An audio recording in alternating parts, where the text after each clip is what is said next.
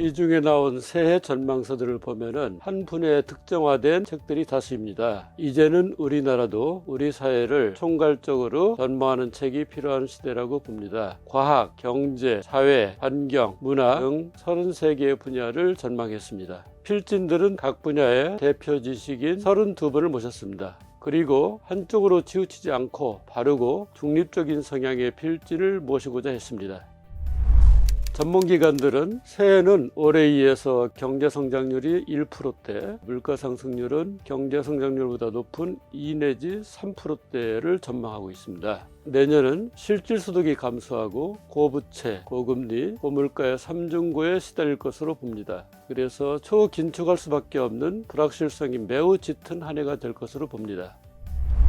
어렵고 불확실성이 짙은 때일수록 그 해법을 지속가능 발전에서 찾아야 합니다. 지속가능 발전 틀은 종합적 진단과 처방을 해주기 때문입니다. 저는 2015년에 한국 현실에 맞는 지속가능 발전 모델을 제시한 바 있습니다. 우리 사회는 과학의 혁신력, 경제의 활력, 사회의 균형력, 환경의 회복력, 문화의 포용력 등 5개의 기둥이 우리나라를 튼튼하게 아주 조화롭게 받치고 있을 때 지속가능 발전한다는 것입니다. 이러한 한국 지속가능 발전 모델로 2024년을 전망한다면 과학의 혁신력은 AI, 경제의 활력은 경제안보, 사회의 균형력은 주택, 환경의 회복력은 녹색도시, 문화의 포용력은 한류라고 봅니다. 이 5개가 우리나라가 지속가능 발전하기 위한 5대 과제라고 생각합니다.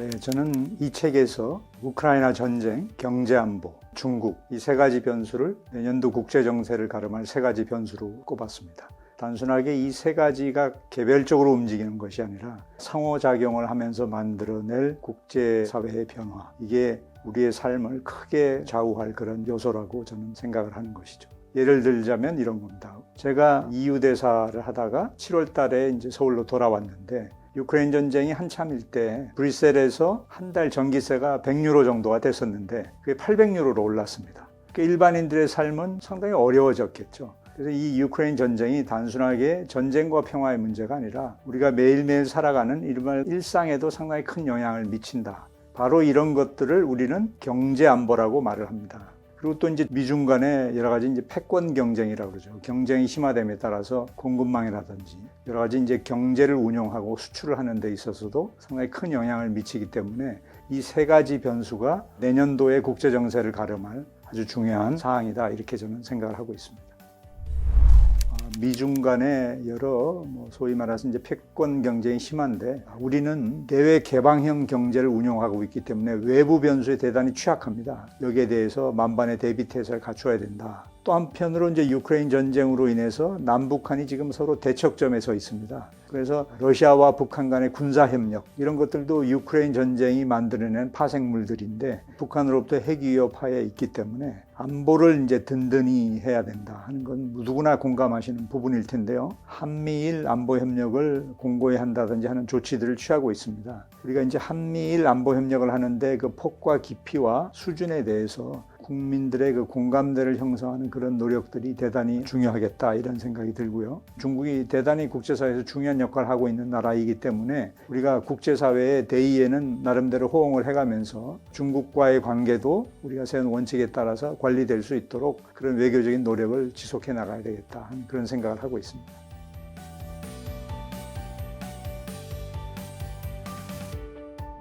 만약에 이번 총선에서도 야당이 승리하는 경우에는 여소야대가 만들어질 수밖에 없고 이렇게 되면은 행정 권력과 의회 권력이 또 충돌하게끔 되는 거죠. 그러니까 국정에서 필요한 법을 만들고 더 중요한 거는 윤석열 정부의 3대 개혁이 노동, 연금, 교육개혁 이 3대 개혁을 정부 여당이 의도한 대로 진행시킬 수 있을 것이냐. 앞으로 전국 운영에 있어서 안정감 있게 끌고 가기 위해서는 협치가 절대적으로 필요한데 그렇지 않고 계속해서 여야가 양극단의 정치, 협치 절벽, 더 나아가서 대화 토론 없이 일방적으로 행정 권력을 사용한다든지 의회 권력을 사용한다든지 하면은 결국은 그 피해는 국민들이 보지만 윤석열 정부가 의도한 만큼의 국정 운영을 하기에는 상당히 어려움이 봉착될 수밖에 없는 것이 것이죠. 앞으로 이제 정치를 정상화시키고 협치를 복원하고 민생을 챙길 수 있는 그랜드 로드맵을 여야가 함께 만들어 나가야 될 거라고 저는 봅니다.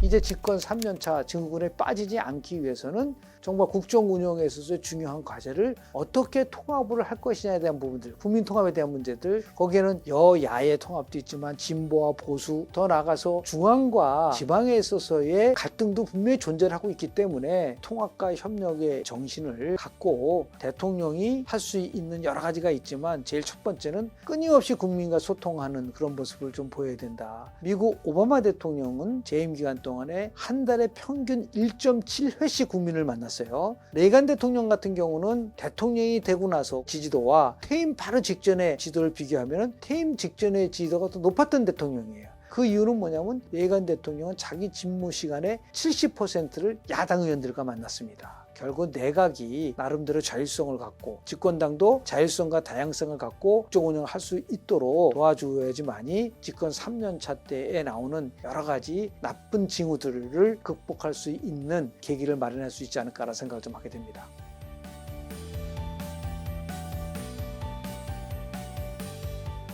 팬데믹 이후에 경기 부양을 위해서 급격한 저금리 정책을 폈습니다. 저금리 때문에 그 돈이 부동산 시장에서 몰리면서 전 세계적으로 집값이 치솟았습니다. 그러다 우크라이나 전쟁 이후에 인플레이션을 잡기 위해서 금리를 급격히 또 올렸습니다. 그것 때문에 당시에만 하더라도 금리가 급격히 치솟으면서 금융위기, 부동산 가격의 붕괴 이런 것이 일어날 것으로 예상했으나 그래서 실제 여러 나라에서 집값이 조정을 받았습니다. 우리나라도 서울 기준으로 실거래 가격이 20% 정도 하락했지만 올 상반기에 집값이 또 급격히 상승을 했습니다. 10% 정도. 한국만 그런 게 아니라 전 세계적으로 보면 팬데믹 이후에 집값이 치솟았다. 금리가 다시 올라가면서 일정 정도 조정을 받았는데 그 이후에 다시 또 집값이 치솟는 그런 현상이 나타났어요. 그래서 생각했던 거와 달리 집값이 이거 연착륙할 가능성이 굉장히 높아졌다는 분석들이 나오고 있습니다.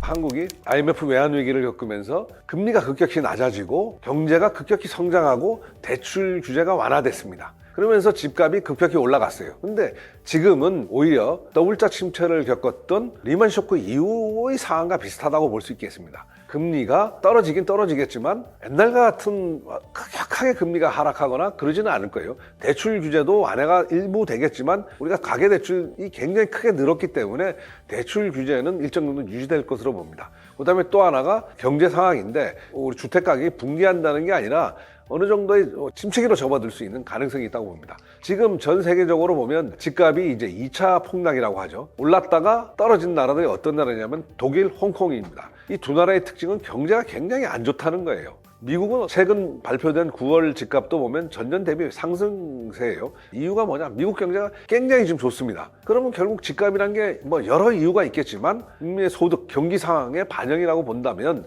결국 한국의 내년 집값이라는 게 저는 1차적으로는 좀 약간 조정을 받겠다고 보겠지만 한국 경제가 굉장히 좋아진다면 우리 집값도 빠른 시기에 턴어라운드 할 수 있다고 봅니다.